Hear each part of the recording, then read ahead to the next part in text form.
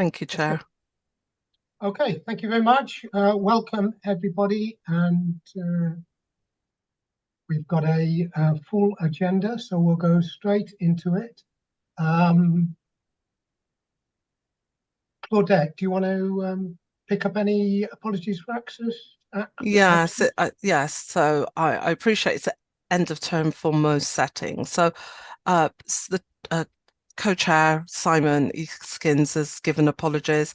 So has Sarah Level, Miriam Curran, Cameron Shaw, Dal Planter, David Otlet. Don't know if there was anybody else, and Simon Holmes, obviously, because he's retiring from the nursery setting chair. So, Okay, can we just, I know Simon Holmes is not here, but can we just sort of record our thanks to Simon for his basic advocacy over many years in the nursery sector, being sort of defining the role, making a difference. So, yeah, big thanks to Simon for all of his work over the years. I've noted that. Okay, I'm assuming we'll call it. Yes, I was looking for 8.4, but I think we've got that. Okay. 4, 5, 6, 7, 8. Lovely. Okay. Can't see anybody. 9. Tanya Hill's just joining, actually. So just hopefully she'll be able to get into the meeting. Okay, I can't see any new members. If we haven't got any new members. No new members and no resignations. We do have regular absentees, which I will chase before the end of term. I know I've only got a few days, but I will chase that, Chair, and update you at the start of the new term. Thank you. Has anybody got any new declarations of interest? Not at this time, and just a reminder to everyone that they are representing their wider body or sector, and not just their own setting that they are actually attending on behalf. Thank you, Chair. Thank you. In which case, we'll move on to the minutes of the previous meeting, which were circulated in the pack. So, has anybody got any material matters to raise on those? Very good. Thank you. Thank you, then, Claudette. Shall we go through the matters arising, and if it's being picked up elsewhere in the agenda, then whoever can just say to that. So there was something in the update, Director of Education Skills update.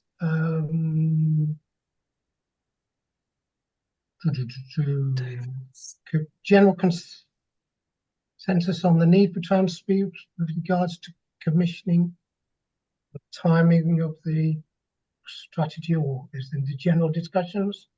So Marina noted the suggestion made to share with Executive Director. Which is me. So yeah, so I can pick that up in the presentation of sort of drafts and strategy which I've got in front of us. Right, thank you. There were 2 actions associated with hospital education report, and I think we've got that on the agenda. So yes, that's on the agenda. Yes, we'll pick that up there.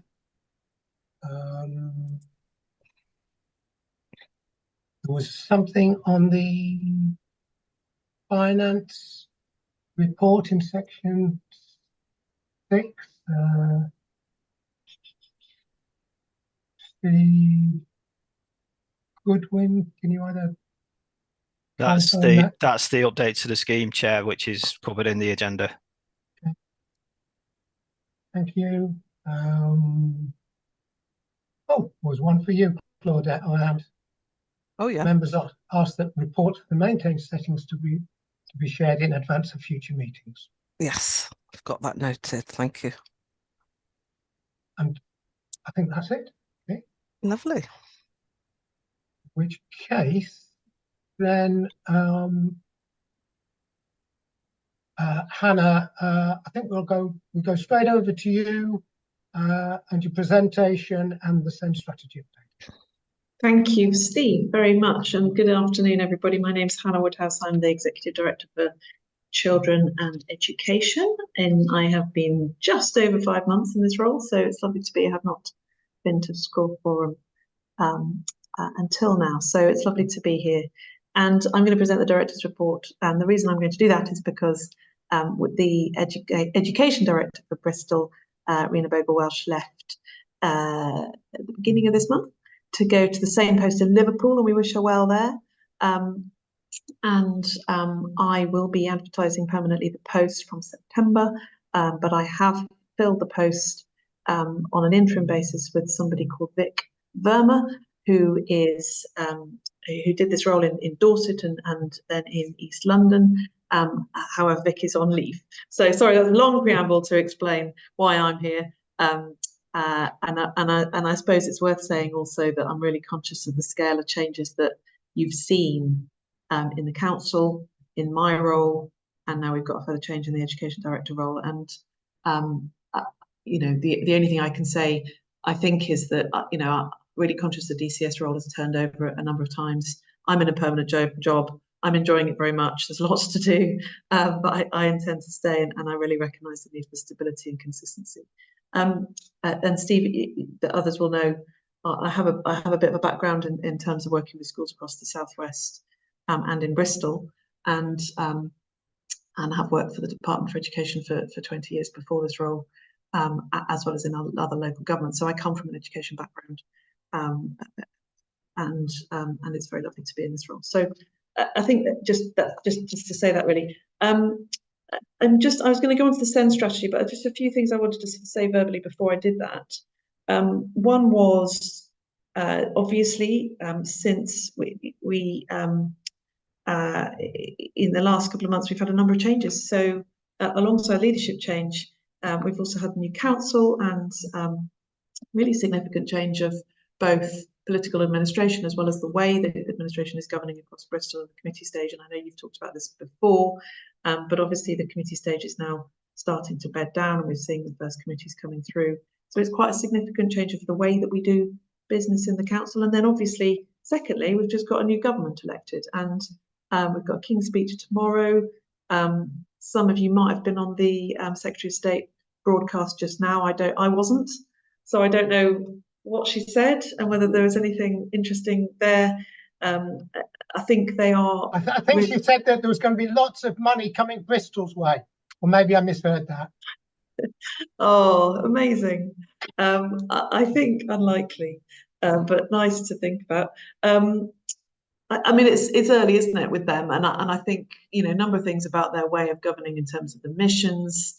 That will be interesting. The department being billed as a department for opportunity, but obviously there's really significant questions about, you know, what they're going to do and how they're going to prioritise things. There's a number of reports about what's going to be in the King's Speech tomorrow on education, principally the register. I think, you know, welcome suggestion of a register for young people not in school, electively home educated, that local authorities are required to maintain that register. Some changes around QTS status, the national curriculum, as well as MAT inspection, the requirement for every school to offer breakfast clubs, which will presumably have some budget attached, and some work on Ofsted. So, you know, it is a big time of change, and I won't talk about it now, but I do think there's a real opportunity for us in Bristol to work better together across the city, between the local council and schools and trusts. And I'm doing a bit of work with a number of bodies representing education across the city to be able to explore how we do that. I'm happy to come back and present in due course. Other things just to sort of update on. One is that we are, sorry, another national piece of news, the Caversham report was published, I think yesterday or the day before. So this is the independent learning review into the death of the head teacher at Caversham Primary School, but particularly what the local authority how the local authority conducted itself during that period. And I think I just wanted to highlight the recommendation in that report, particularly towards a real focus on mental health of leaders undergoing inspection, as well as a focus on HR and good governance. And I know we all know this, but I just think it's important to highlight that recommendation and something that is really helpful for governors to focus on. And we will also be doing that in the work that we're doing to develop our governance service as we go forward. Other things, we've had Key Stage 2 data in the last couple of weeks, last week, and we're not yet able to share that, but when we do, I think it will both recognise some good progress, but also some real questions, I think, around particularly the outcomes of children living in deprivation and the performance at primary level. And I think it will focus us all again, as I know this administration will really want to do, on the outcomes of children living in poverty in particular, and disproportionality in educational outcomes. And just on that, I meant to say earlier on, Councillor Dyer, you may have seen reported, made a speech. So Councillor Dyer, the leader of the council, made a speech in which he reported his two top priorities, which were education and housing. And it was really nice to hear from the leader of the council that education was one of his two top priorities for the council. And so we are looking forward to working with him. And then the last thing before I come to the SEND strategy, I suppose,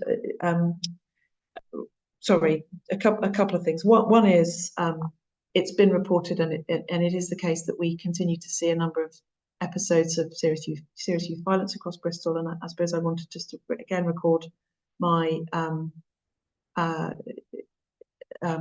recognition really of the impact that will be having on families, communities, but particularly on schools as well, as you support children and families. We are not seeing, it is the case that the incidences are not above the average of those seen in similar cities, but they are, for Bristol, obviously very shocking and concerning, and we're continuing to work across partners in supporting communities, families and young people affected. And then lastly, you'll see us coming into the committee, the second Children and Young People's Committee in August, with some updates, particularly on attendance and exclusion. And on attendance, nationally, the Department for Education has had a big push on attendance, and in Bristol we definitely need to continue to focus on how we can encourage all children to attend school every day, and do that consistently and across all schools, for the reasons that we all understand. Attending school is leads to obviously progress and achievement, but also safety. And so we are keen to continue to work closely with schools around attendance.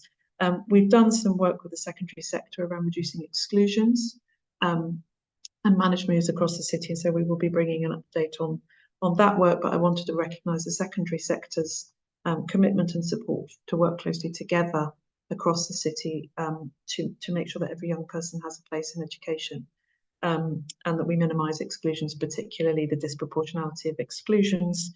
And then my last point on this sort of general update is that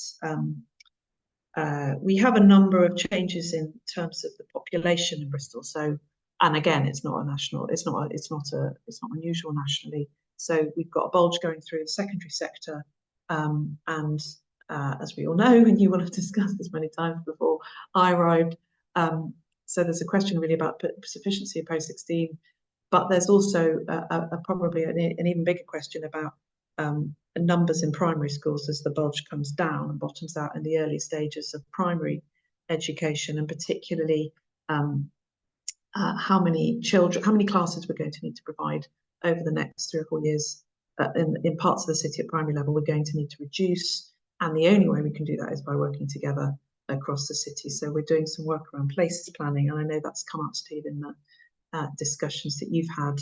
I'm more than happy to bring a report on that to the next forum if it would be helpful, both on sort of what and how we intend to do that. But it's, the headline is we're going to need to do it together if we don't want to see every school struggling with lower numbers and the sort of educational and financial consequences of that. So I think that's my sort of general update. And then I don't know if Hannah, shall I pause there? Just pause there before you go into send for anybody for any immediate questions or clarifications.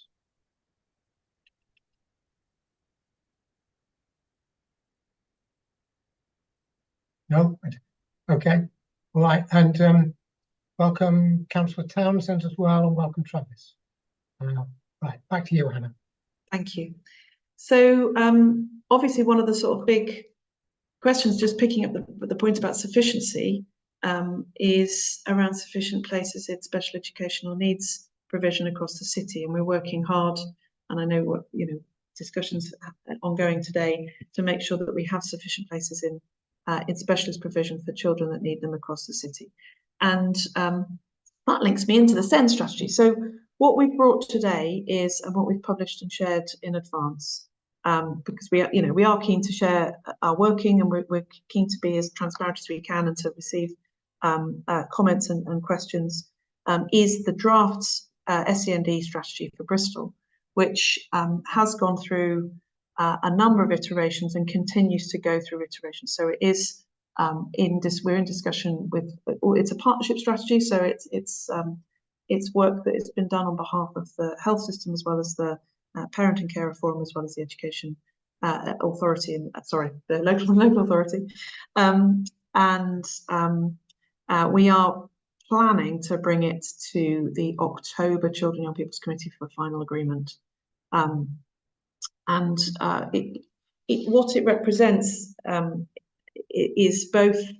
I mean, I don't know, Steve, whether it's helpful to share it as I talk, or you've got a copy of it with the papers. What would be helpful? I think generally it's good if we can share it, present it. That seems to have been good in the past. The technology works. Do you want me to do that, Jeremy, or are you happy to do that?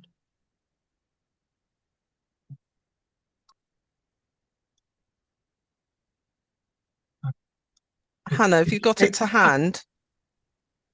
I have. Okay. Are you happy to share? Oh, right. Okay. Yeah.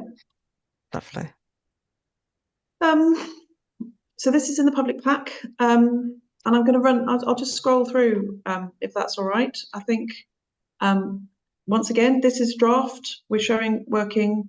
I really want to recognise the scale of both the input that we have had to the work that we've been doing over many months on the SEND strategy, on the delivering better value work. Obviously, within this SEND strategy is the safety valve strategy, so it is all the same thing. The safety valve strategy is all about the SEND strategy. It was the and I recognise that we've had a lot of questions about the agreement of the safety valve in particular. So all of the activity in the safety valve is part of our SEND strategy, and we wanted to draw it together so it's really clear that it is one plan. We have been consulting widely on the what it is that children, young people and families particularly want, and you can see there that we have set out on page 8 and 9 in this pack both the scale of the responses that we've had, but also the processes that we've gone through to consult, and the high level sort of messages that colleagues have families have fed back to us about both the hopes and the aspirations of children, the challenges and struggles that children with SEN and their families experience, and wanting to have the right to the same opportunities in our lives. I should at this point introduce Emma Lloyd, who is with me, and I think we'll present together, Emma, on this. Emma Lloyd is our head of service for SEND, and comes with a specialist background, working across both the local authority and schools and trusts. So we've been doing this with the service as well as with the safety valve team, the DBV team, and in partnership with parent carer forum as well. So we've got 6 priorities, which have been those that we've consulted on and worked hard with those that we've been talking to about what's important. Our first priority here, and tell me if I'm going too quickly, is that we want to work with, obviously we want to work with children and young people with SEND and their parent carers, so we understand what they're good at, what they find difficult and what they need. So included within this is particularly the sort of core assessment process, EHCP assessment process, that assessments take that are delivered in a timely way. We are a way off that at the moment, as we know, and we're constantly wanting to improve our timeliness of assessment. We've got a number of young people wanting to requesting assessment, and we are constantly wanting to improve the timeliness of the assessment process that we have, as well as the processes through which we deliver assessments, so that we are as up to date and sufficient as we possibly can.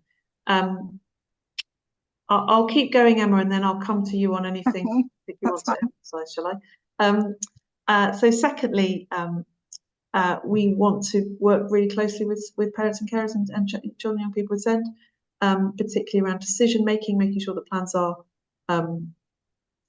clear and in place. So that particularly talks to the co-production, the listening partnership work that we have been working hard on, as well as making sure that we're working closely with organisations like PCF and others, and that we're constantly being fed by feedback. We're responding to feedback that we have from all of those affected and involved in this work, and particularly with parent carers. Emma, is there anything you wanted to say about this? No, I was going to say, I mean, also it's that co-production with settings as well. And making sure that we are feeding in and there is that feedback loop. We know that's really important. We know that's really needed.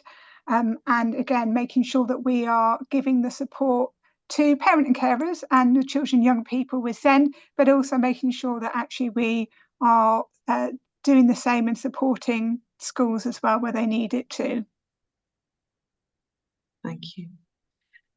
And then the third area is looking at the sort of right time, right place support. So this is particularly building on making sure that we support children as early as we possibly can in mainstream education and even before mainstream education, so that we have a whole system, a whole inclusive system. And I think, again, I really want to sort of recognise the willingness and probably the frustration and the eagerness of the mainstream sector in wanting to work really closely to children, to be able to support children with additional needs as early as possible.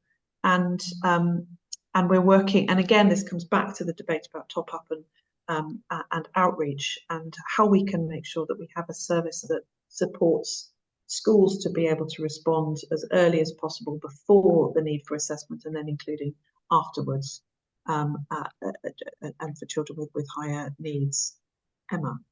No, I was going to say, yeah, that it's our early intervention, early identification, and where we can, prevention of things getting to a crisis point. So again, lots of good stuff happening across the city already. Some areas that we are developing to move forward, but we all know, we all recognise how important it is to get that early identification in place, and the sooner we can get support in place, the better. And there are lots of other things happening across the city that will feed into that, which are linked but not directly linked with this, such as sort of neuroprofiling and the PINS projects, which are being run by Health along with Bristol Parent Carers and other agencies as well. So all of these will hopefully build a system that's much more quick to identify and quick to meet the needs of our children and young people across the city.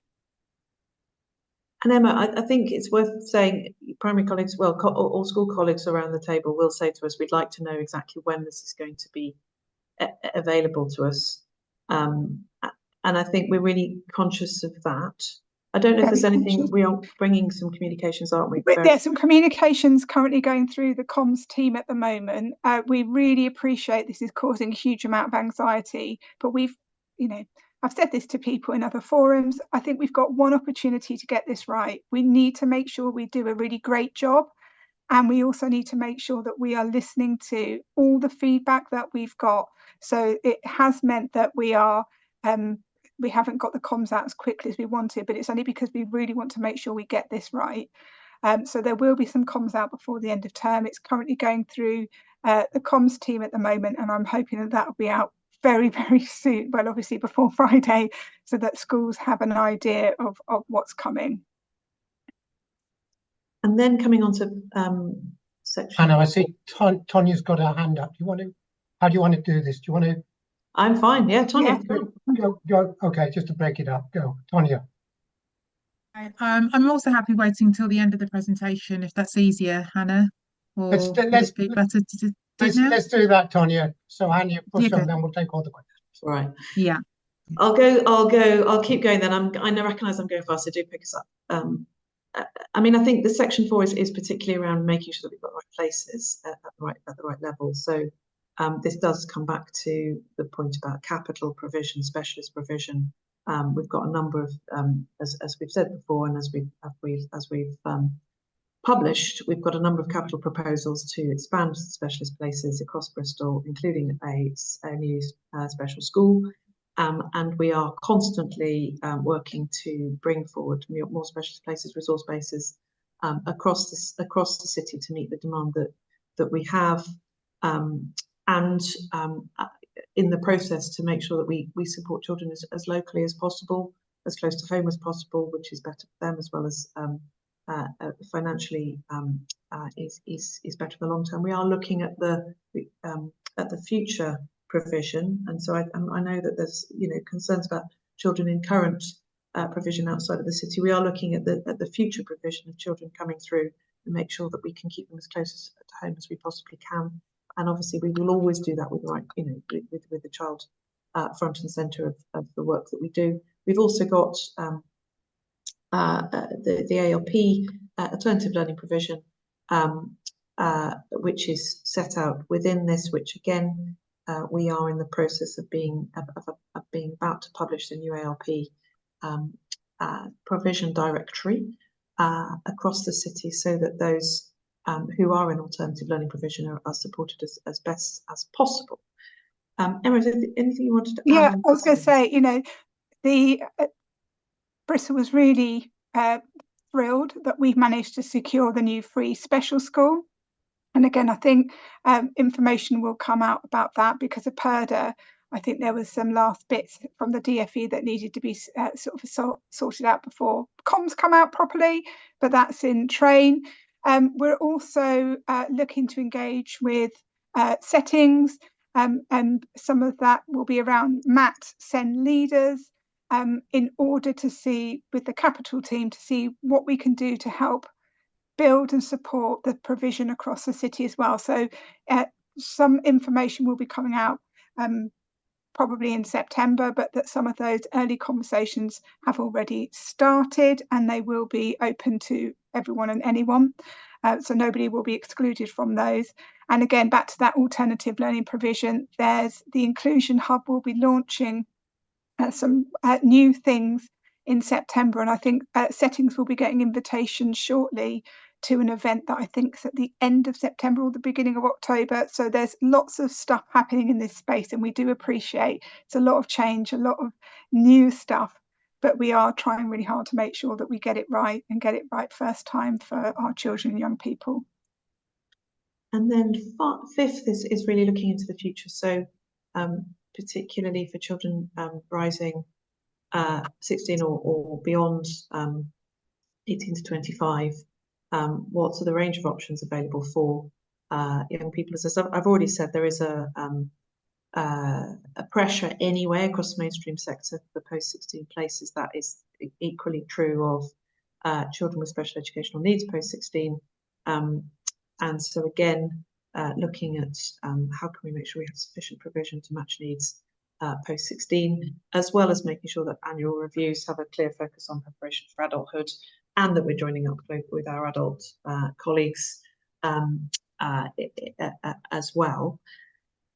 And then I think that the wider point is really about the system. So how can we make sure that this strategy is held as part of the both the health and wellbeing strategy as well as the Keeping Children Safe programme across Bristol, and particularly linking into the local offer, so that there are broader community activities, resources for children and young people, that community short breaks are as far as possible able to support the young people that need them. That particularly we are linking up with social care, so that and into issues around things, as it says here, anti-bullying, concerns for children and young people that commonly experience, concerns for children and young people across Bristol, so that we're talking about a whole city strategy. And it's worth saying, underpinning this strategy will also be clearly set out targets, and we're keen to share information as much as possible about the number of places that we're able to offer. Obviously, and we're going to come on to the DSG report, there's obviously a big financial plan underneath this whole strategy, which is about making sure that we support children at the right time, at the right stage, and that we make as much as we can of good use of the dedicated schools grant, that we use the safety valve to manage our budgets in a sensible and sustainable way, but that we put children first. So, Emma, is anything you wanted to say about the last two priorities there, or overall? No, the only thing I would say is that we are really delighted that Bristol Parent Carers are working with us to co-produce when we go for sort of consultation and further development of this. And they have been a really, really good partner. And also, we were really, really grateful to all the children, young people and schools that were involved in putting this together and allowing us to listen to them, to what they had to say. So a really massive thank you to the whole system for making this possible. Thank you. So we are, as it says here, the whole strategy is governed through the SEND Improvement Board. It always has been overseeing the work here, but what particularly around improvement. But what we're wanting to do is to make sure that the single SEND Improvement Board covers the whole strategy. We are consulting, as I've said, and hope to bring it to the Children and Education Committee in the autumn for final agreement. But we're continuing to consult with partners through that work. And as Emma said, we're going to have a big we're wanting to have a big celebration day on Inclusion Day, which I believe is the 10th of October, and we're working on that now. So I think that's probably, Steve, enough from us, but happy to take questions if it's useful. Okay, thank you, Hannah. Right, so let's go to questions, and Tonya, over to you. Okay, thank you. I'll lower my hand as well. There we go. Right, thank you. Thank you, Hannah, for that, and Emma as well. Yeah, it's really clear there's a lot of thought that went into that, so thank you. The thing that I was struck by is how is this going to be? So it's the how. So you've showed the what, you've very clearly articulated the why, but it's the how. So I'll just give you an example of that. So I was just looking at one of the things in there and I thought, yeah, brilliant, fantastic. But then I thought, how is this actually going to look like on the ground? So if I just get this up. So for instance, it says, so priorities, provide community short breaks based on the experiences of children and young people and parent carers who use them, and make sure we understand how helpful they are to families. Well, first of all, I was left thinking, well, actually, there are currently short breaks happening at the moment. So what does that bullet point mean? Does it mean that so the plan is to expand that program or to change it completely? And so it's things like that. And the other thing as well, such as here we go, improve children and young people's experiences of moving between educational settings. Well, yes, we'd all agree that's a great thing to do, but how is that going to be done? What's the resourcing for that? Who's going to be overseeing that? I think for me and for the parents and for all the stakeholders are going to be looking at this, we're going to be more likely to be kind of on board with this more if we've got a bit more detail, because I think there's Yeah. nothing in there that No. is I disagree with. Yeah. that will make anyone jump out. This is what we should be doing anyway. This is what we should be offering every local authority. So what is it about this plan that will make sure that it happens? I suppose that's what I'm asking for, really. Do you want me Thanks. to start? Do you want me Emma, to start go with on. that? Yeah. So, what the bit that you haven't seen that lies underneath it is a very detailed improvement action plan, and that is still being sort of finalised and pulled up, but that will be coming out as well for you to for everyone to see when it's finalised, and that will be the how and how we're going to do it, what the mechanisms are going to be, what things are already in place. The short breaks one, for example, if we talk about in my service, we have the autism pathways to short breaks at the moment. That will be about the fact that the funding for that changes this year, and how we're going to make sure that we are using any future funding in a way that's really responded well to what parent and carers have told us, but also what schools and children and young people themselves have told us about the benefits of that. And so there will be a very detailed plan with milestones and deadlines. So not only will you know what we're saying we're going to do and when we're going to do it, but it also means then there's some accountability, so you can, hold us to account. If we said we're doing something in a particular timescale, you'll be able to make sure that we are doing that. So that will be coming, and that will be coming out when the strategy is not in draft anymore, if that makes sense. They'll all be coming out together, but that will be separate. I suppose the reason I'm asking is, if you do that piece of work then around the how, if you don't have the resourcing to do all of it, does that then mean you have to then pull back on some of the objectives that you were hoping and the priorities? Okay. No, the objectives and priorities are the objectives and priorities. The bit that we need to work on, and it isn't just about us.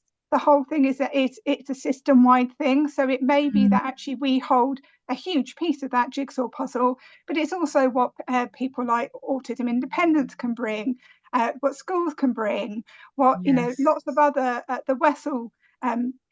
Loads and loads of other people that are working in this space, and it's about making sure that we are joining up, not replicating, and not sort of doing things that are unnecessary when there's really good practice already happening in the system, but making sure it's really coordinated and making sure it's actually meeting the objectives, which is better outcomes for those children and young people.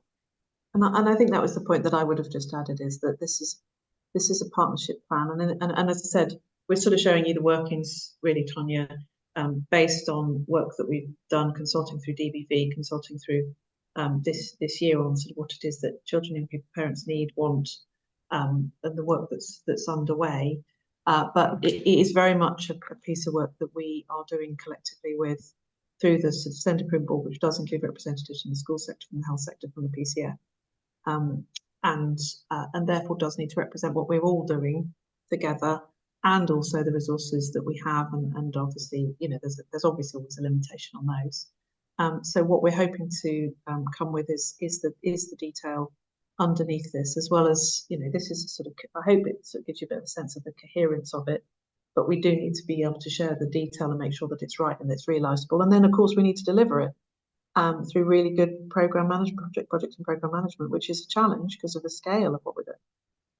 So we need to stress test that the plan that we produce is obviously deliverable, and we're doing that in real time now. So I definitely take the challenge, Tonya, and I hope that you and others will continue to work with us as we develop that. Yeah, well, definitely. Thank you. Thank you. Esther?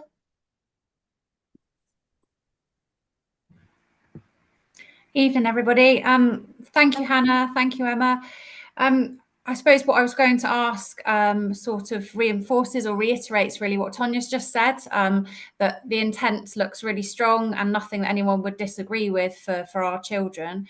But the lived reality in schools at the moment, in terms of head teachers, SENCOs, MAT SEN leaders, is concern and confusion and lack of resource and lack of communication, and so therefore the request of having really clear timeframes, Emma, that you mentioned in that action plan, but that being shared feels really important.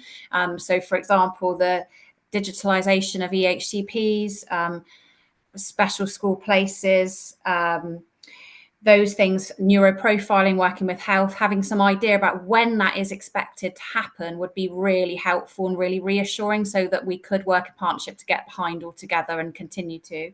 And also would be helpful to have some clarity about communication lines. So, I mean, we've said this a few times already, I know, about senior inclusion officers. There's, if you have a mainstream school, which I'm speaking from that background at the moment, with 70 children with the HCPs, and they all have different senior inclusion officers attached, it's not realistic for SENCOs and head teachers to communicate with that number of people. And the partnership that we talk about here, this partnership plan, gets diluted because there's not clear communication about who it is. And on that, sorry, it's coming out as a long stream. On that, the SEND Improvement Board, which was mentioned a few times, I'm really interested in understanding that a little bit more. How does that work with the IEG? How does that work with the MAT leaders? The SEND MAT leaders are meeting tomorrow. EACT have invited lots of people to do that. It's a lot of schools in the city being represented then. I hope they've got some of this detail to discuss tomorrow. But how does that SEND Improvement Board work together with all those other partnerships that are happening? And if we could also have with that time frame, so my two questions are, please could we have an understanding of the time frame, when and how, like Tonya said, how is this going to happen and when might that be, those times, those things happening, but also who is it that's communicating with who, and how do those different boards, meeting groups, hub groups, all these people that are interacting, how do they all fit together? Would be super helpful. Esther, as always, brilliant question. Thank you. I will try and answer these, and then Hannah can jump in if I miss anything. Let's test my memory now to see if I've remembered both your questions. So in terms of the timelines and the communications, totally agree. We need to make sure that comms are really clear, really meaningful. Yes, we are working on that, and I absolutely hear and recognise what you're saying. And we are putting together a pack of comms, or not a pack of comms, a schedule of comms. So the comms will be coming out, and once they start coming out, and I think, you know, this end of this term, we haven't got much longer left, but from September, I think you'll see a really big difference in terms of the comms coming out. So hopefully that will reassure you, and that includes the stuff around the strategy and the action plan, improvement plan that sits underneath it. I hear absolutely what you're saying about the senior inclusion officers and how difficult it is when you've got school with lots of children and the various different people. We are looking at that again, and I've been taking back the feedback from schools, and again I will keep looking at what we're going to do and get back and communicate that if there are any changes. And I'm not saying there will be, but if there are, we'll make sure that that's communicated really clearly. The SEND Improvement Board is, so the SEND Improvement Board and the board that sits underneath it, which is the SEND Partnership Group, they are going to be slightly sort of tweaked. The SEND Improvement Board is those key partners across the city in health, social care, education, and Bristol parent carers as well. The representatives at the moment on that come from education, come from a special school and phase leads of the primary and secondary school heads group. And there is also representation of IEG on that group as well. And that won't change, that will continue. And then the school partnership group, which is the group that sits underneath, the kind of action group that sits underneath the School Improvement Board, that also has key people from education, health, social care, but it's something that we were talking literally this morning about, how we get more representation from a wider selection of schools and settings onto that. So we have early years represented on both those boards as well. So that is definitely something we are looking at, and that is definitely something that if things will come out through the normal comms channels, and there will be an opportunity for people to join some or both of those boards, depending on where they sit. And that SEND sort of CEO of MATBIT is also will be sitting on that school improvement board moving forward. And again, they have been invited previously, but with changes to roles and stuff, some of those haven't been there the whole time. And you know, we need to make sure that that is a gap that's filled. And then the thing about the Send Map meeting tomorrow, as you know, I set that up originally in the first place.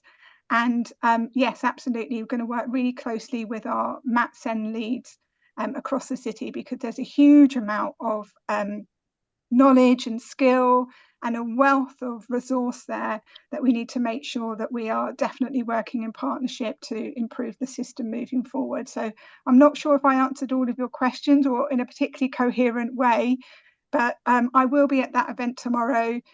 So I'm quite happy to pick up any of those bits if there's anything I haven't answered you know, in detail tonight. But yeah, absolutely hear everything you're saying, Esther, and we are working really hard to make sure that comms and partnership working is improving constantly, because we know that we final point. Thank you. Yes, I suppose request. It's great to hear, Emma, that all those groups are being looked into as to who's attending. But given the capacity and lack of resource from in terms of school leaders, and I know elsewhere there's stress everywhere on this in the system, I realise. But given that, I would welcome a review coming back to this group to say how school leaders are being invited to use those different groups, because I think you've listed 5 and that it's not possible to attend all of those. So no, and it won't be the same why people are attending and how they're feeding in. Yeah. I think I would welcome a review of that and understanding of that. No problem. I'm quite happy to bring that back. Okay, I'm going to try and summarise and draw that to a close. I can't see any more comments. Yes. So, oh, sorry, Chris, go on.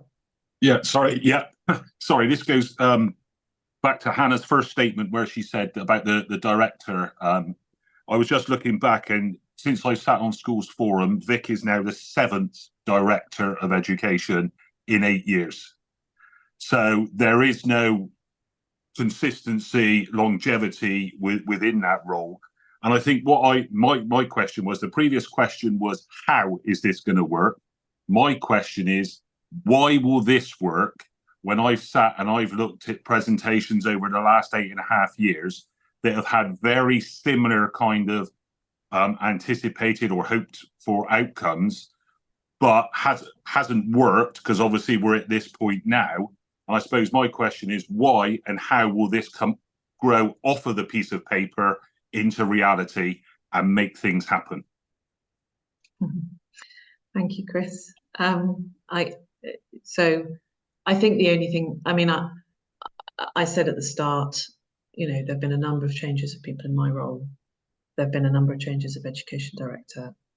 The only thing I can say about that is I'm in a permanent post, and unless anyone tells me otherwise, I intend to stay in it. We've now got a new council who I know intend to stay and are very focused on consistency. And we need to do better, and we will do better. Well, you know, we were determined to do that. I think you need to judge us by the impact of the work that we do.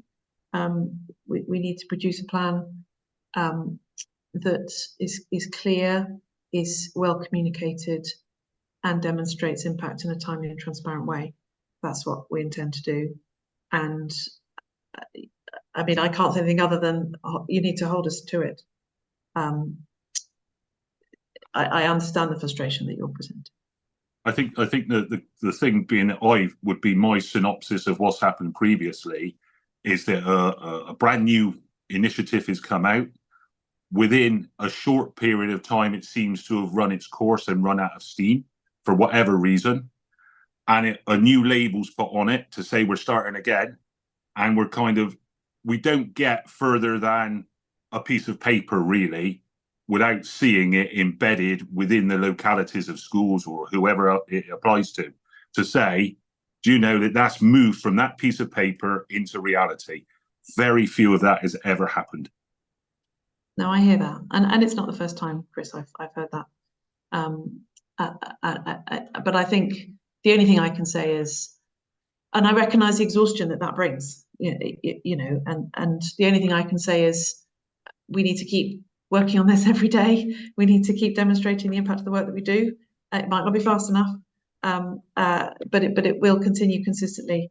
And but that's what both Emma and I, both new in post, we intend to do that. And I'm sure that the politicians will also hold us to that.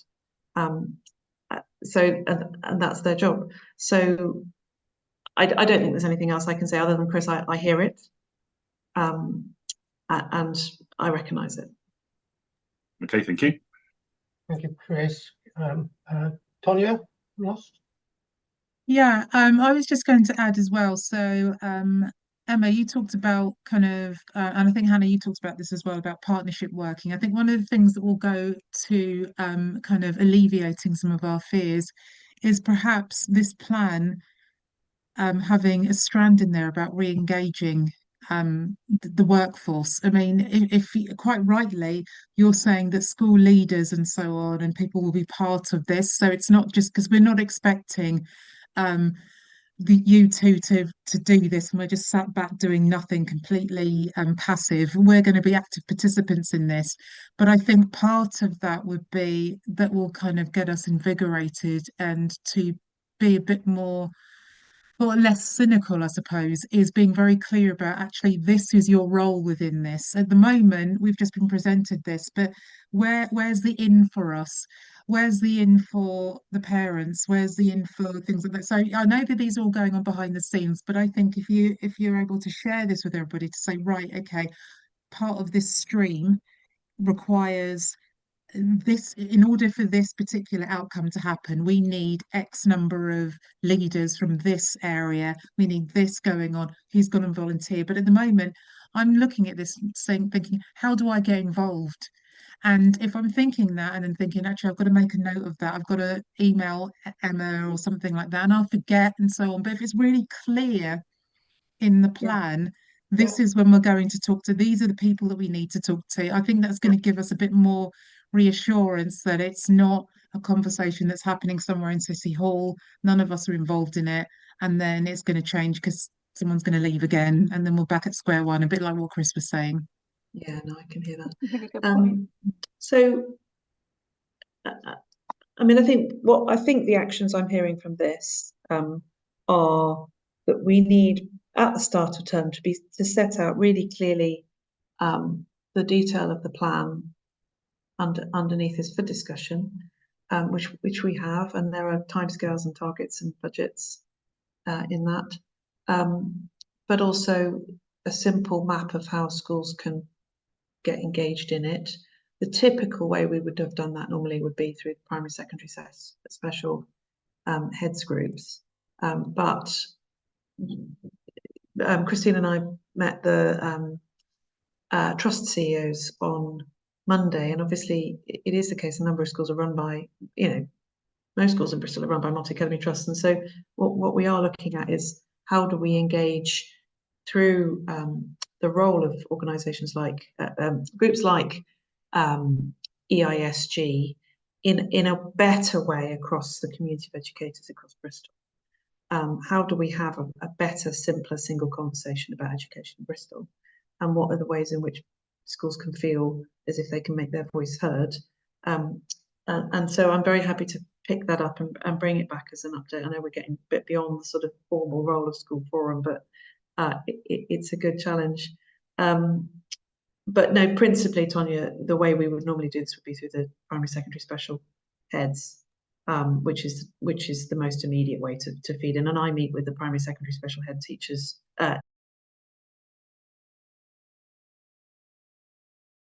chairs, as Rena did, and I've met them twice now in the last 2 months. So that's the standard way that you would get feed in.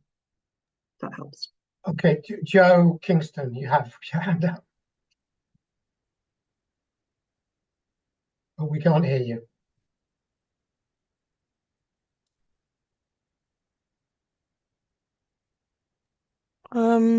Have you engaged your device, Joe?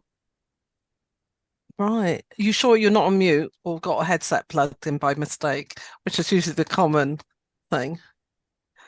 You might have turned yourself down in a previous meeting. Are you going to try and go out and come back in again. Okay. Okay. Lovely. So, Thank so you. what I'm going to do, trying to summarize and move on. Thank you, Hannah and Emma, for sharing that. Appreciate the openness and sharing, sort of show the work in progress. We, as a schools forum, I think we look forward to continuing to be engaged. There's a desire to hear about the how and the when, how it moves from paper to reality. There's a plea around communication and engagement. Right, I'm going to stop there. So yeah, thank you for that, and yeah, we look forward to continue to work with you on this. Thank you. Okay, I'll let that run on, but I think it was a really important discussion, so hope you bear with me on that. So now we're going to go on to item 5, which is DSG outturn. Is that Travis, Steve? Chair, that's me. Can you all see the screen with the agenda item 5 on it? It's not come up yet, Steve. Just bear with me a sec. Oh yeah, it's just coming through now. Okay. Yeah, lovely. Thank you. Okay. Hi, everyone. I'm Stephen Goodwin. I'm the Interim Finance Manager for Children's and Education. This item, agenda item 5 on page 26 in your pack, is the final outturn for the dedicated schools grant as at the end of the 23-24 financial year, following the full closure of accounts. The report is for you to note the end of year position. So this is provided just purely for information. You've all had the report in advance. So what I'll do is just take you through the headlines, which is effectively the figures on the tables. So table 1 shows you, I'm really sorry. Right, sorry, there's just a lot of noise behind me. I don't know if you can hear that. The dedicated schools grant outturn at the end of 23-24, we received 452 million, which is broken down into the 4 blocks. You can see the schools block, central school services block, high needs block, and the early years block. The end of year position showed that overall we were nearly 59 million pounds in deficit, but with the benefit of the safety valve programme that we've entered into, their investment of the 21.5 million pounds worth of additional DSG reduced the end of year deficit to 37 million. That's been carried forward into 2024-25. Hannah's outlined the safety valve programme and all the influences it will have on the send update that she's just gone through. You all know the usual pressures in respect to the DSG, essentially all around the high needs block, about the top-up payments, the volumes of education, health and care plans that require top-up payments, the outborough replacements into high-cost independent outborough provision. So that's essentially where we don't have sufficient in-borough provision, and we do need to manage that as best we can through the safety valve, the SEND transformation and capital investment as well into all the provision. The schools block on the table showed us an underspend. That's due to unallocated growth funding and due to a saving from one school that closed during the year.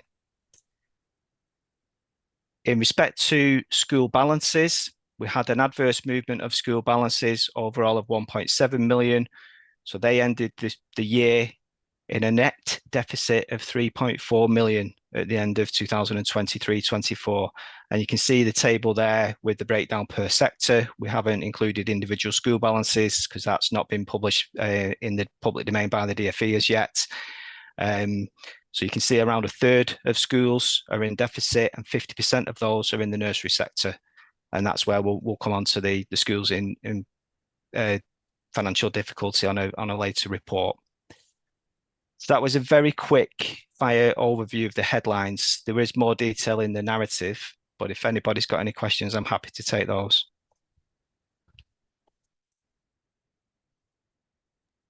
Thank you, Steve. That was quick. However, we've had the document in advance. Anybody got any queries or questions on that? Steve, do you want to stop sharing at this time? Thank you. Thank you, Steve.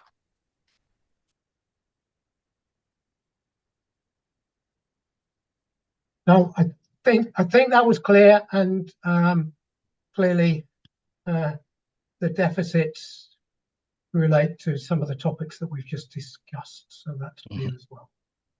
So we now go into this year, I think, which is number 6. Okay, so item number 6 on page 30 of your pack, previously distributed, again is an information item for you to note the current position of the dedicated schools grant as at period 2. Period 3 is still going through the motions at the moment in terms of approvals. You can see in terms of the dedicated schools grant for 2024-25, the overall budget is just short of £492 million. And the forecast outturn is 516 million. So we're recording at period 2 a net overspend of 24 million. Again, you'll see the breakdown on the next table. That is primarily due to the high needs block, those ongoing pressures that we're all fully aware of in terms of increasing volumes of education health care plans, all the top up that are required, the numbers of placement in special schools, out-borough provision, resource provision, all come with those ongoing costs. And again, fully linked to the safety valve transformation and the strategies there. There is the deficit recovery plan that will work towards recovering that in-year deficit and sustaining a balanced budget from 2028-29 onwards. Again, the drivers there I've mentioned. There is a slight error in the text. It says underspend on central costs. It's actually a small overspend. That is due to a mandated reduction in the funding for the central school services block in respect to historical commitments and combined budgets. So the Department for Education reduced that for every authority every year with a view that they want to remove historical commitments and then make sure all the funding that as possible is delegated down to schools and to services. I've mentioned there as well the safety valve where we've got the investment there and that strategy is still ongoing. So again, another quick fire overview. The headlines are in the table there just to flag to you for when we report to you on the next periods.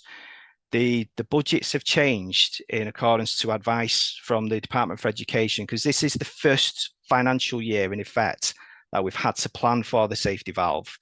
Normally we report the DSG to Schools Forum in respect to the actual allocation that we received, but purely because of the safety valve and the planned expenditure and the planned income, the investment from the safety valve plus the local authority contributions, we're now required to report the total planned spend rather than just monitoring against the actual allocation. So I'll go through that in more detail when we get to future reports, but I just wanted to flag it now that you will see different figures, essentially because the safety valve money will come into the equation for the monitoring, the investment from the local authority, the increased in-year pressures. So you will see a slightly different reporting format in future periods, but for now, this is what we're reporting for period 2.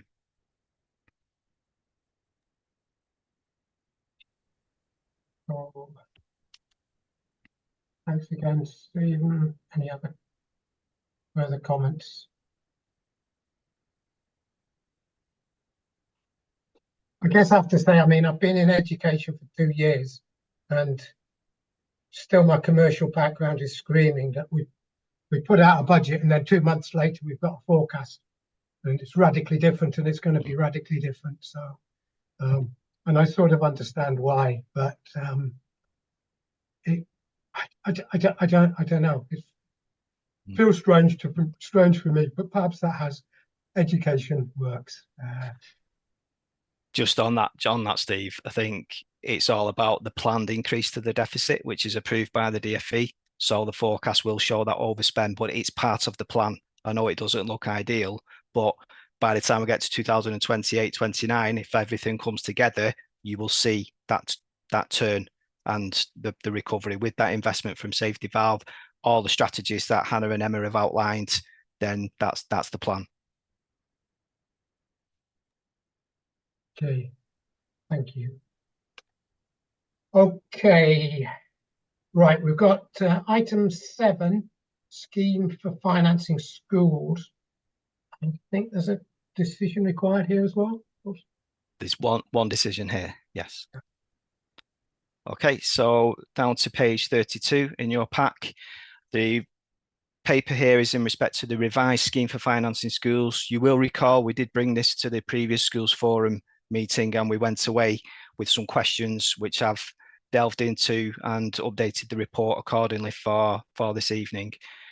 Tonight, we'd like you to note the update from the Department for Education in respect to the borrowing by schools. We'll come to that. Note the updated title of the Model Health and Safety Policy for Schools, and agree the latest schools list, which is changed from the 2021 version because of schools that have opened or closed or have converted to academy status. So it's purely the latest up-to-date list. In terms of the updates, the borrowing by schools is the mandated update from the DFE.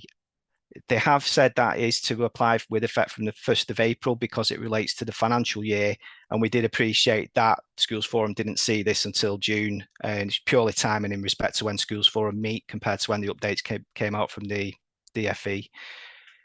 The page numbers here refer to the scheme document, which you've received separately. But for the pack that you've got, if you did want to flick down to it, page 50 in your forum pack refers to item 4.2 and borrowing by schools.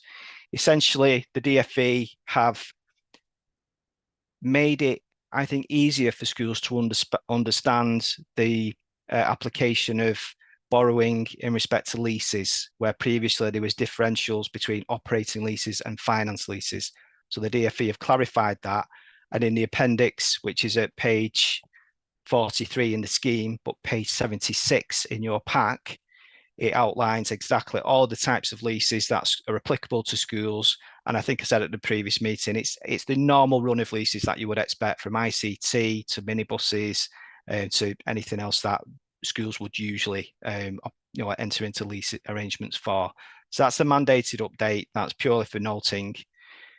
The health and safety scheme, which was raised as an issue in the last meeting, in respect to the changes that were discussed for 2021, I've tracked back through previous Schools Forum minutes, through the consultation that was undertaken at that point in respect to changes to the scheme.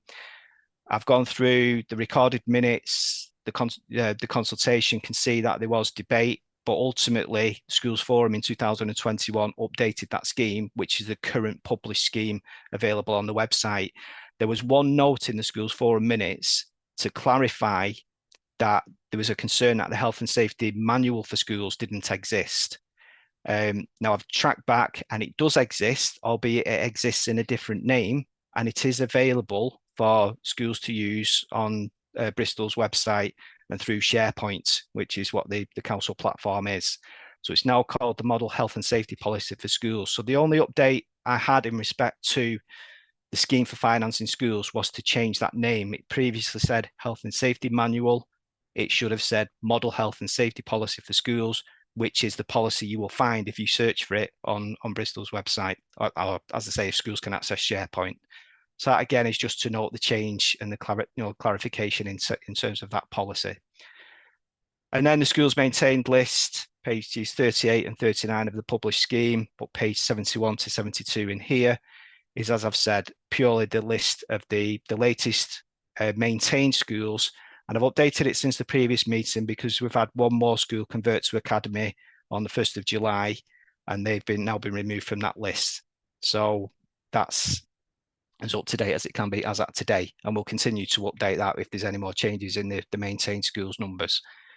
So recommendations for yourselves are to note the updates and to approve the list of maintained schools, please.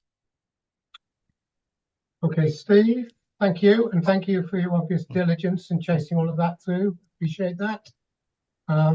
Any comments? Yes, please, Chris. because Hey, Steve, Chris. Hi, Chris. Yeah. yeah, sorry, I from the last meeting, I went back through, and I appreciate I only sent it through to you last week, Steve, with regards to the other clarifications that were required, what I thought were required within the scheme. What's happening with those? Okay, thanks, Chris. I have received your email on Thursday last week. Yep. There's a list of notes and so on that you've copied. Thank you for those. I'm working through those. The vast majority, I would say there's no changes to the scheme, and I'll explain that in the response. There's a couple of areas that I'm just seeking clarity on myself, just to make sure everything is covered. But at this stage, I'm just working through the list, and I will respond. If there are any changes that are required to the scheme, then we would have to go out to full consultation and update that probably with effect from the September Schools Forum meeting.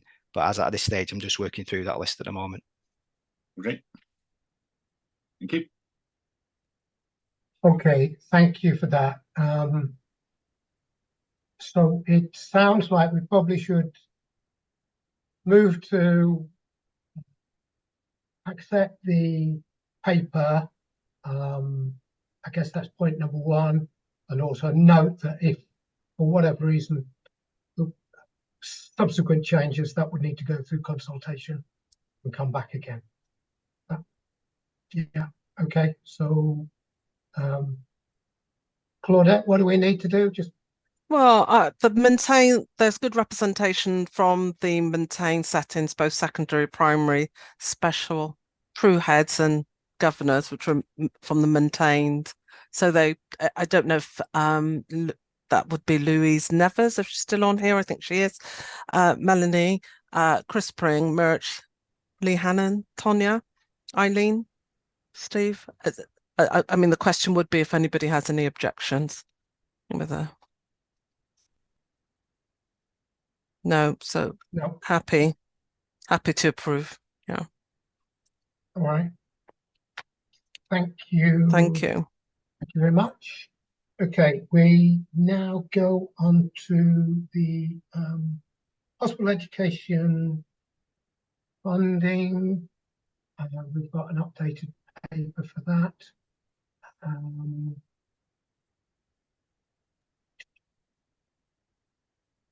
Looking around. Philip, are you? Who's?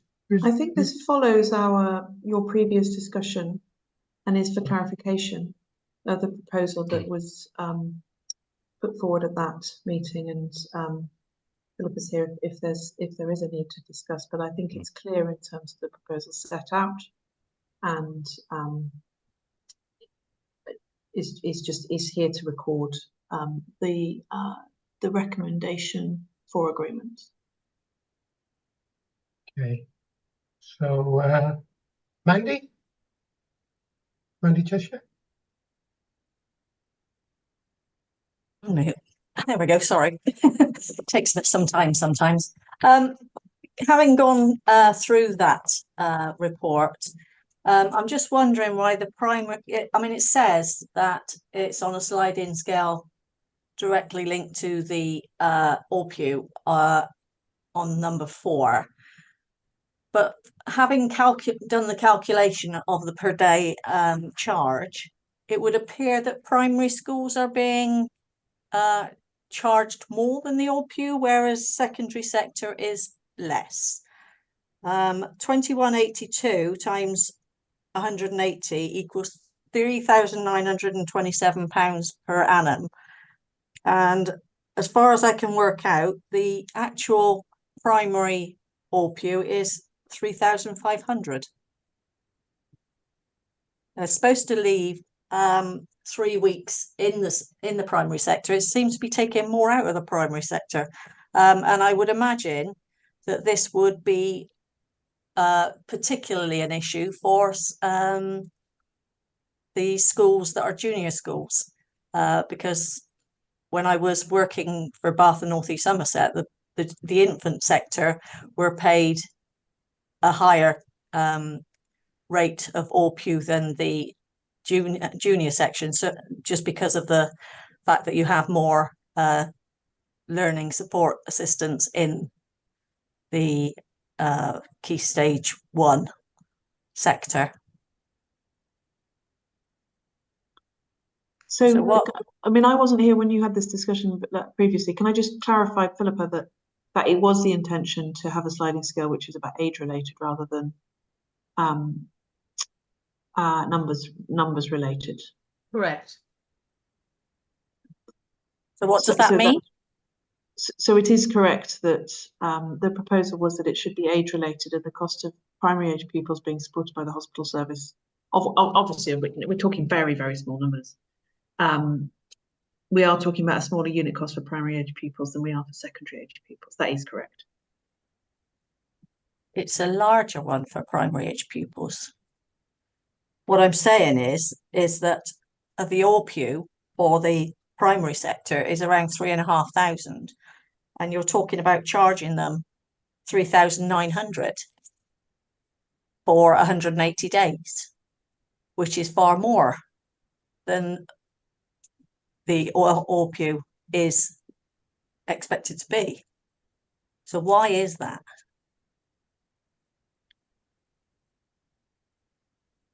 May I respond? Yes, please, Philippa. Thanks. So the figures that I was given by our finance department, well, the figure that I requested was 85% at each key stage on a sliding scale, increasing as the age of the children increase.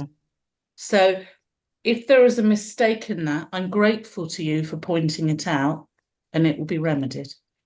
Thank you. So I think we do need to check. I mean, I did We'll triple check it. Just out of interest, I did do a back of envelope prior to this because I was trying to work out where these numbers came from, and all three of them came up with 85%. So what is the key stage 2 or primary? Because the only thing that I've got to go on at this point in terms of the primary aged students is the ORPU that we get through on our gag funding, which is 3,500.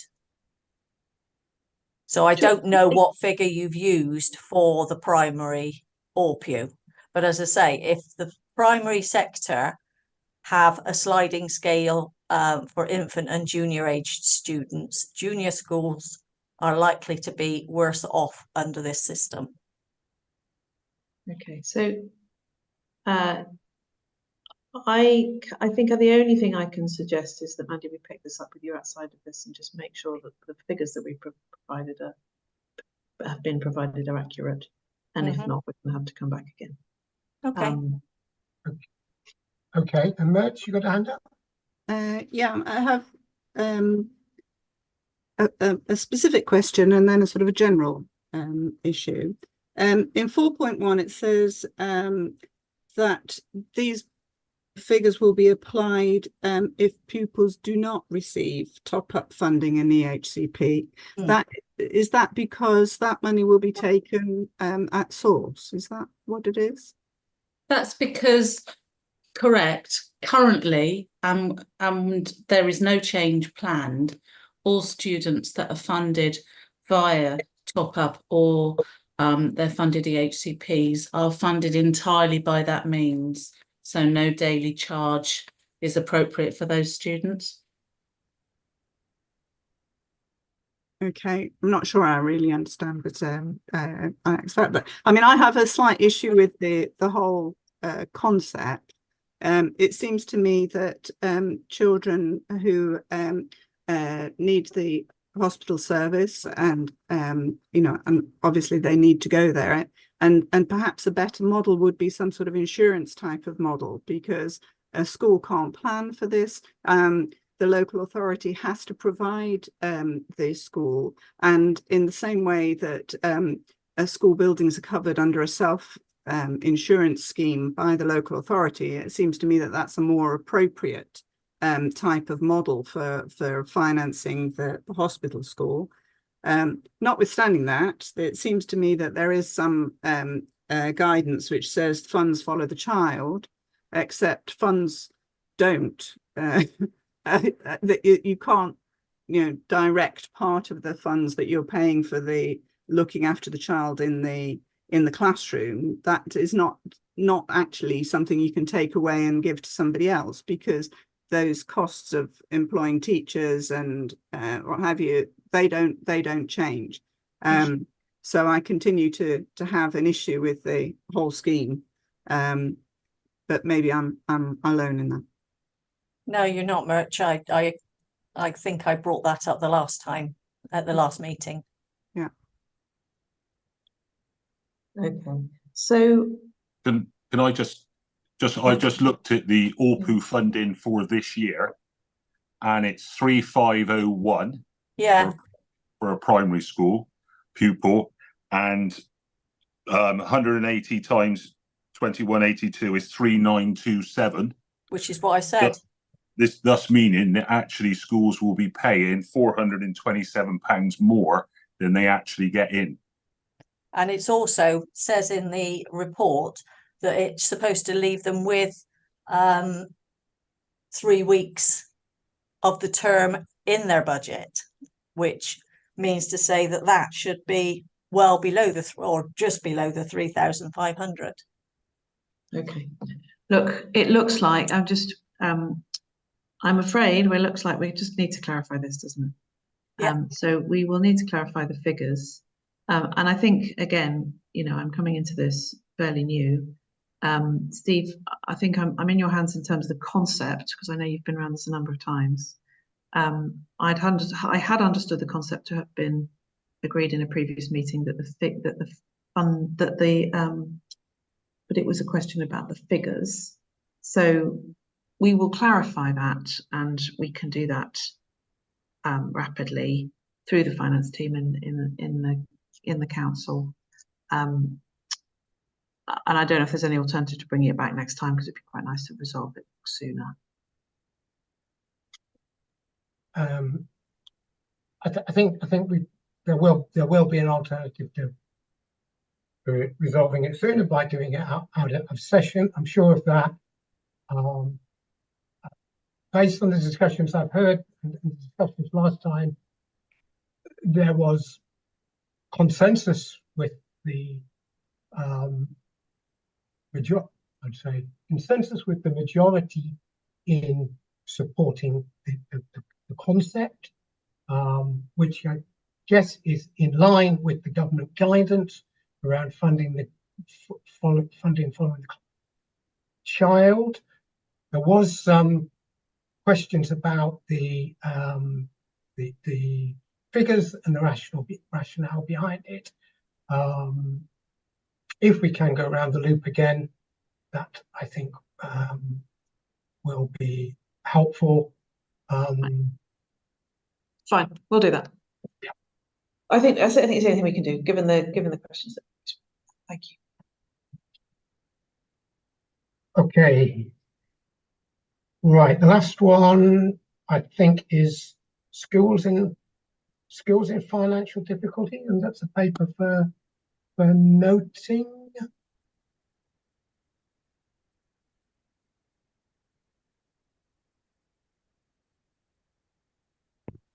Okay, are you ready, Chair?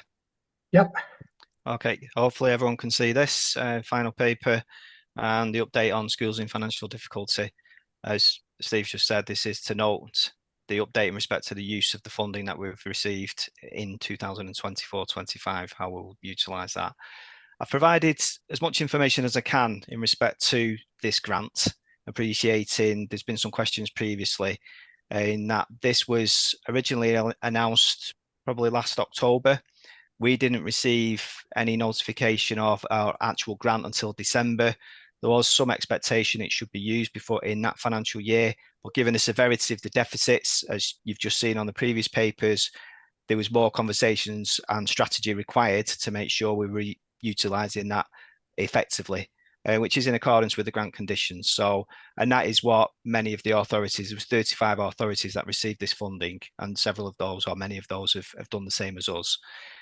The background there is for information. So out of the £20 million that was allocated to this by the Education and Skills Funding Agency, we received 677,000 just short of in December 2023.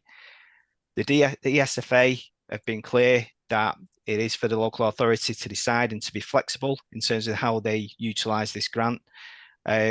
And it should be just another, it shouldn't just be another way of reducing deficits on paper. It is to make sure that it is having effective use. And the ESFA want to align it to their tools that are already available to schools through their resource management toolkits, including the school resource management advisors. So all the authorities have been pointed to that direction. I've mentioned the ESFA want local authorities to be able to use this funding to best support the schools in respect to their individual circumstances, and giving us the flexibility for us to, basically review every school and target the funding where, how, and when, we think it will have the best impact. The grant at the moment was recorded in 2023-24 within the accounts. So in effect, it has been earmarked already and is currently offsetting the overall school balances, which again, you saw on the previous paper. And there is no more funding. 3.10 there says this is effectively a one-off, and we do need to use it in full in 2024-25. We will not be able to carry it forward into future years. So where we're up to, I've undertaken a review with colleagues within the department of all of the schools' financial positions. We had the original schools in deficit behind the allocation of the grant, which were the deficits recorded in 2022-23. We've looked at these schools that ended the year 2023-24 in deficit, and those that are forecasting deficits on their approved budget plans for 24-25, which we didn't receive them all until the end of May. That's the timeline for that. And as part of the review, the school budget submissions do include the 5-year forecast. So we've gone right the way through to 2028-29 to assess the schools that are in deficit, those that might be recovering the deficits, those that are currently in surplus that may be heading into deficit, just to make sure we're, nobody's slipping through the net here, that we, making sure every school is covered. The findings of that review are summarised in the tables, in tables 1 and 2, in terms of the numbers of schools of those in deficits, which you can see are increasing in future years. I have put a caveat there that these are forecasts. You all know from school budget planning that when you get into year 1, even that's an estimate. Year 2, year 3, year 4 become, very, not necessarily unrealistic, but there's lots of caveats behind there in terms of funding increases that are unknown, changes in staffing, structural changes in schools, inflation. So they are, very much estimates, particularly from the current year and especially going forward into future years. So you can see the numbers of schools in deficit there, and then the value of those gross deficits in table 2. So you can see some quite alarming figures on the forecast, but for my purposes and the school's finance team and the children's finance team, these are early warnings. So those deficits will never materialise, because we'll work with those schools at the earliest opportunity to make sure those deficits don't occur. I've mentioned above in 5.2 that we've not included special schools or the PRU in this review, purely because they're funded in a completely different way to the maintained schools, and all their funding challenges are being addressed where possible through the high needs block of the dedicated schools grant. So not included in this. They have got separate reviews linked to SEND transformation, the review of top-up funding, bandings in special schools, etc. So I've not included them in the review for this, the purposes of this grant. I've mentioned everything in future years is based on estimates. I did want to note the positive actions being taken in the nursery sector. If you recall on the summary table for the end of year position for nurseries, they did reduce their overall deficits by the end of the year, albeit by 70,000 out of 7 million, but it's heading in the right direction. And they have planned to continue that recovery in 2024-25 and into future years. So I want to acknowledge that they are turning the corner there. It's still a lot to deliver. We do have to make sure they stick to their plans and those deficit recoveries do materialise. That said, the trajectory of the deficit recoveries, albeit they are reducing year on year, based on the forward forecast, it will take at least 15 years for the nurseries to clear their deficits on their current trajectory. So there is more action that is required to recover that sooner. 15 years is too long for deficit recovery. I have mentioned also there was one primary included in the original allocation of the grant behind, the details behind the grant. That's subsequently closed, so that's no longer in consideration for the allocation of any funding in 2024-25. So basically, to conclude, taking all the detail and the analysis we have, the grant will be applied according to the following conditions there in the conclusions. So any schools that aren't actively recovering their deficits, that can continue to increase, who aren't taking the right decision at the right time with the advice of the local authority or the schools resource management advisors from the ESFA, will not be getting an initial allocation of the grant. What we need to see is any allocation is supporting deficit recoveries and not just masking an issue artificially where the school isn't addressing the issues behind the deficit. All of the schools with deficits have been issued with a notice of concern, and any school entering into a deficit will be issued with a notice of concern, which is basically, in my terminology, a yellow card. So it gives an indication of the concern from the authority with a definite criteria for the school that they need to address that deficit and the timeline in which they need to do that. So we will make sure that that formal process is applied in accordance to the scheme for financing schools.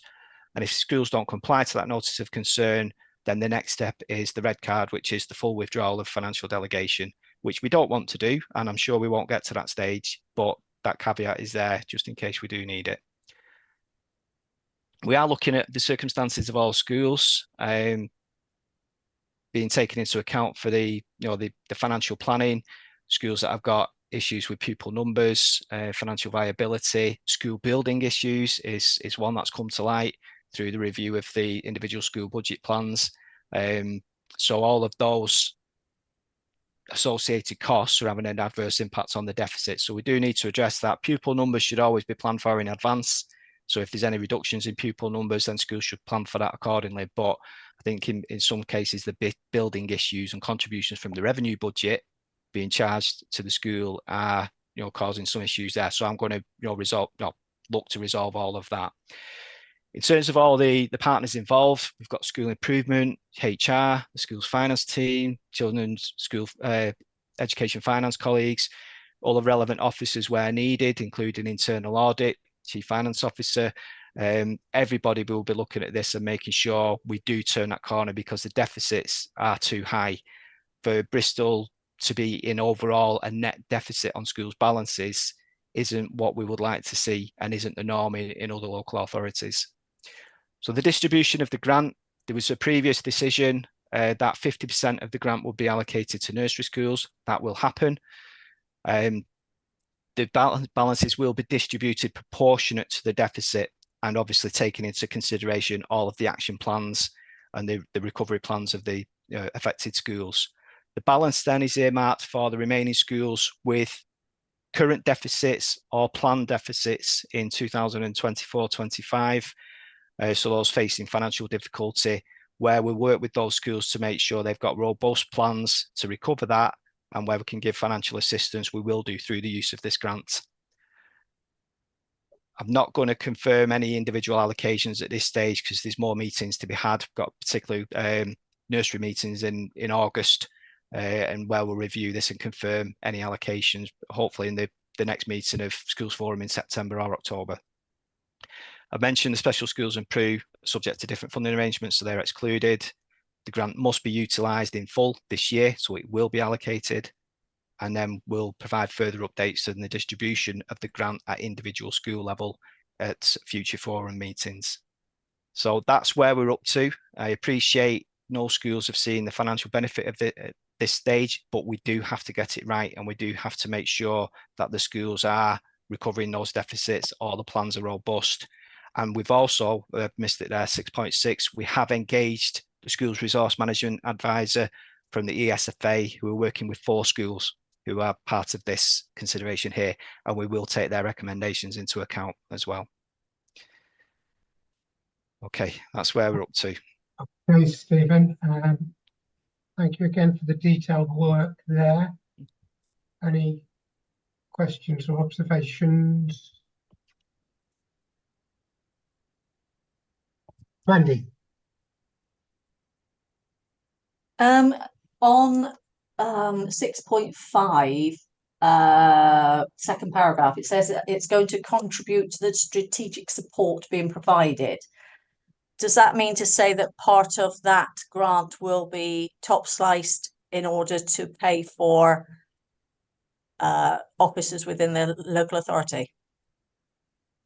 Not necessarily, no. We're just making sure we're covering our basis. The ideal is that the money goes directly to schools, but in accordance with the grant conditions, it's the flexibility. So if we do need to pay for a resource to support schools directly, then I just wanted to make sure that was covered. But it isn't a definite plan. There's nobody there at the moment who is doing that. The intention is that the money will go to schools, and if needs be, the schools will pay directly for that support. So it'll go to schools, we'll have a service level agreement or a memorandum of understanding, and it'll be contributed through that way. Thank you. So Stephen, I understand that there's some things that you're not able to share yet. Will you be able to, at some point in the future, explain how this was allocated, used? Definitely. In a future meeting, you'll see all of the detail of the individual school balances, all balances, surplus or deficits, and it will align to an update on the schools in financial difficulty and the work that's ongoing. As I say, we've got meetings in August to clarify the plans, and then that allocation of funding will be clearer then. And so we can definitely bring that to a future meeting. It might not all be detailed in September, but certainly, the meetings after that. It'll be an ongoing update, so we can keep you updated through the financial year, and certainly at year end to make sure we can demonstrate how it's been used in full. Okay, so well, thank you for that. And for me, I think there was two takeaways. There's this specific, and it's a one-off grant, and also there's the trends, which I guess we're all collectively aware of, and no doubt will form the agenda for many months and years to come. Steve? Yes. During this meeting, the Secretary of State has confirmed that there won't be a pay settlement confirmed before the end of term, which does leave schools in a very difficult position ahead of the new school term in general. I mean, I don't know if, I suppose I just wanted to, recognise that. There will be a lot of anxiety around about that, and it'll be something that it would just linked to the sort of scale of financial deficits that many schools are holding. I suppose I just wanted to recognise this massive uncertainty as well, and obviously it might be something that we want to sort of reflect on next time we meet. What happened next? Yes, thank you. Mandy, you want to? Just on that point, Hannah, what was the percentage or rate used or suggested to schools to put into their budgets for the pay award? Because obviously that has a big impact on whether it's going to be underfunded, overfunded, whether the schools are going to have the funds available, because obviously if they've already set a deficit budget and they haven't put an inflation rate in for pay awards, then they're going to be in even a worse position. Sorry, I can tell you, we were recommended it was 5% to put in for teaching and for support staff as well. I was going to say that's what we were told as well, special. Sorry, was that 5%? 5%, yeah. You're on mute. Thank you. I misheard what you said with the percentage there, Steve. So that's fine, no problem. Thanks. Yeah, we were told 5% for this year, so 24, 25, and 2% for subsequent years. Ooh, interesting. Don't know why that should be the case, but hey, okay, thanks very much. Okay, and I think it would be useful to reflect on that. And I guess the only thing to say is that every school in the country is going to be in the same boat. Sure. Yeah. Okay, so I'm going to draw it to a close there. Can I say thank you for your contributions through the year? We've had some good debates. I look forward to working with everyone next year, and I know at least some of you will be taking some time off in the summer, so all the best for that. And I think we're done. Thank you.